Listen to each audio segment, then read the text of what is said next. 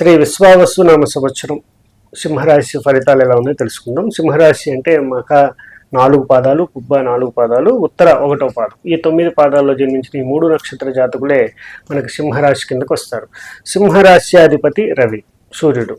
అలాగే ఈ సంవత్సరం కూడా ఆయనే రాజు.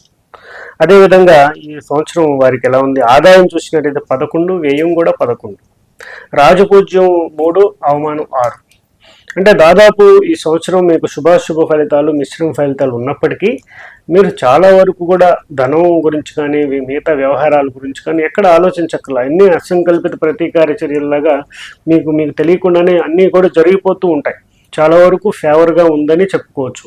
మీకు శని, అష్టమ శని ప్రభావం ఉన్నా కూడా మీరు ఇంత బాగున్నారంటే నిజంగా లక్కీయెస్ట్ ప్లానెట్ కింద మీరు దీంట్లో ఈ యొక్క రాశిలో ఉన్నట్టుగా కూడా చెప్పుకోవచ్చు.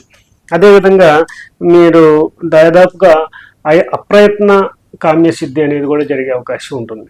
అలాగే వివాహ వ్యవస్థ కూడా చాలా బాగుంది. కాకపోతే రాజకీయ పరంగా కొంత ఒత్తిడి అనేది ఉంటుంది. అదే పదవీ కాలంలో కూడా మీకు కొన్ని సమస్యలు వచ్చే అవకాశం ఉంటుంది. పదోన్నతి అలాగే ట్రాన్స్ఫర్స్ విషయంలో ఉద్యోగస్తులకి కొంత గడ్డు కాలం అని చెప్పుకోవచ్చు. కానీ మొత్తం మీద వారు అన్ని రకాలుగా ఆ యొక్క బెనిఫిట్స్ని మీరు పొందే అవకాశం అయితే ఉంటుంది. అయితే ఈ సంవత్సరం మీరు ఆరోగ్యపరంగా కొంత చికాకులు ఉన్నప్పటికీ కొంచెం జాగ్రత్తలు పాటించినట్టయితే వాటి నుండి శుభ ఫలితాలు పొందే అవకాశం ఉంటుంది. అలాగే రుణాలు, అలాగే లోన్స్ పరంగా మీకు సమయానికి అందటం, వాటి వల్ల మీరు బెనిఫిట్ పొందడం జరుగుతుంది.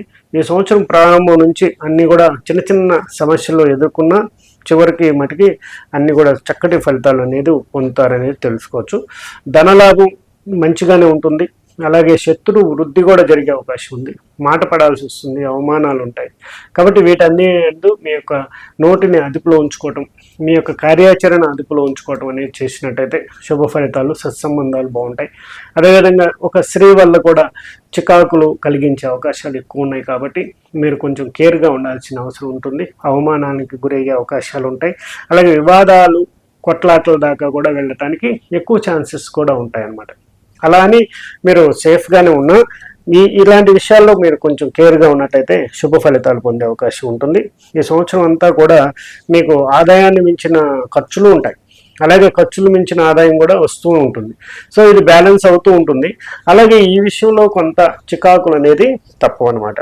అలాగే మంత్ర సిద్ధిని కలిగి ఉంటారు. అలాగే లీడర్షిప్ క్వాలిటీస్ ఉన్నాయి. అలాగే హార్ట్కి సంబంధించిన డిజార్డర్స్ కొన్ని మీరు చెక్ చేసుకోవాల్సిన అవసరం ఉంది. వాకింగ్ చేయాల్సిన అవసరం ఉంది. సూర్య నమస్కారాలు చేయాల్సిన అవసరం ఉంది. సూర్య దానం అనేది, రవి దానం అనేది ఇచ్చినట్లయితే కూడా శుభ ఫలితాలు. అలాగే రాగి చెంబుతో ఆర్ఘ్యం ఇవ్వటం వల్ల శుభ ఫలితాలు.